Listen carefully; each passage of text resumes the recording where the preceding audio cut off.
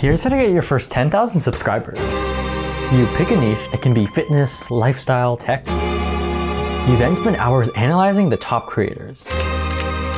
You then start posting every single day. You become sleep deprived, but you still push through. And then soon enough, you've done it. 10K.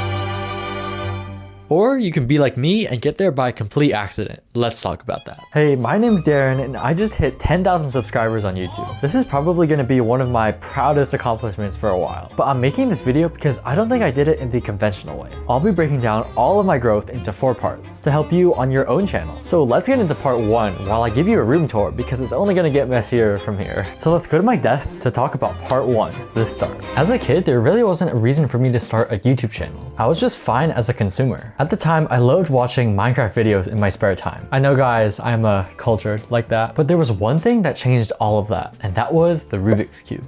Oh, wait, I have one. Oh, don't do that.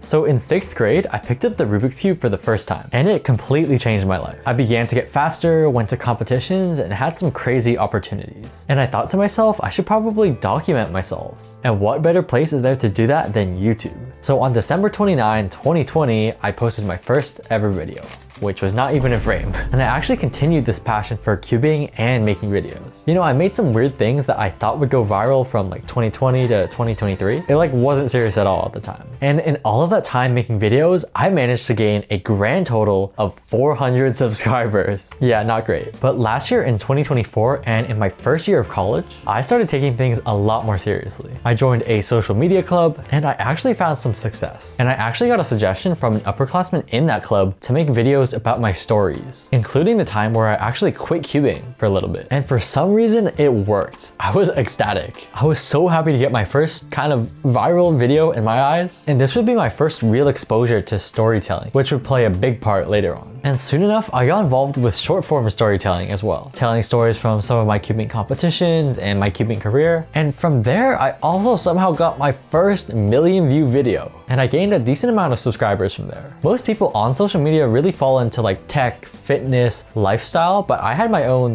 cubing. You know, I had my own little niche corner of the internet. And throughout the school year on YouTube, my long forms averaged just over 1,000 views, and my short form videos averaged about 15,000 views, which I thought was insane. And by the end of the school year, I had about 3,500 subscribers, which I literally couldn't believe. Literally 8x when I started school. It's absolutely insane, and all from just posting about my hobby. So my cubing niche was actually working, and I had some good growth, but I was actually hating all of it. And let me tell you why. All right, so let's get up and go to the bed for part 2.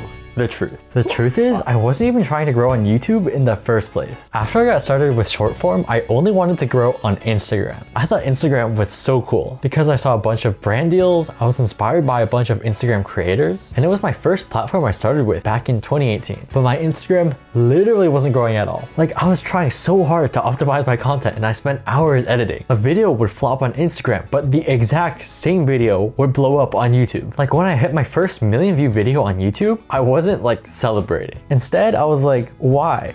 Why? I did nothing to deserve this. Like, I was so pissed off. I even switched to Xiaohongshu for a little bit. And last summer made things even worse. Without an internship or anything, I had the summer pretty much all to myself. So I spent the whole summer just making videos for Instagram. I would literally wake up, make videos, sleep, eat, and repeat. And after hundreds of hours of work, I gained 80 followers. While my YouTube, using the exact same videos, grew to 4,500 subscribers by the start of this school year. This whole thing really made me rethink my content. And I would make a decision that would catapult my following to 10,000 on YouTube. But I think also made a lot of people mad in the process. So here we go to the closet and also part 3.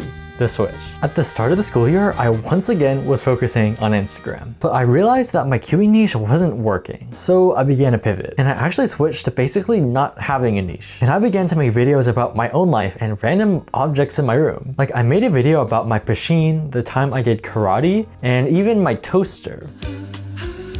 Yeah, I don't know why, but I keep going on dates with inanimate objects. those videos somehow did pretty well. And it led to my second viral video, which is literally about a mug I own. Like, what? To be completely honest, switching niches has been one of the most difficult decisions I've ever had to make. And I really do miss engaging with the Cuban community online. There's been a few people in previous videos asking me where all of the Cuban content has gone. So let me know in the comments if you guys want a full explanation of the switch, because I think you guys deserve to know the full truth. Anyways, I actually saw a little bit of Instagram growth for the first time in my life, and all of this led to me wanting to become an even better creator and storyteller, and create engaging videos people actually love, even if they're about my fear of jeans, getting locked out of my dorm room, or a meme gift I got from my friend. And somehow making videos about random things I own and random things that have happened to me resulted in 10,000 subscribers. I'm gonna be completely honest, this shouldn't work. Like, making videos about random things doesn't make sense. And in theory, your views should drop when you switch niches because you're targeting a completely different audience. But sometimes you get a little lucky too. Part 4, the takeaways. So basically, I hit 10,000 subscribers without trying to hit 10,000 subscribers. Let me explain. So the only goal for me was to blow up on Instagram,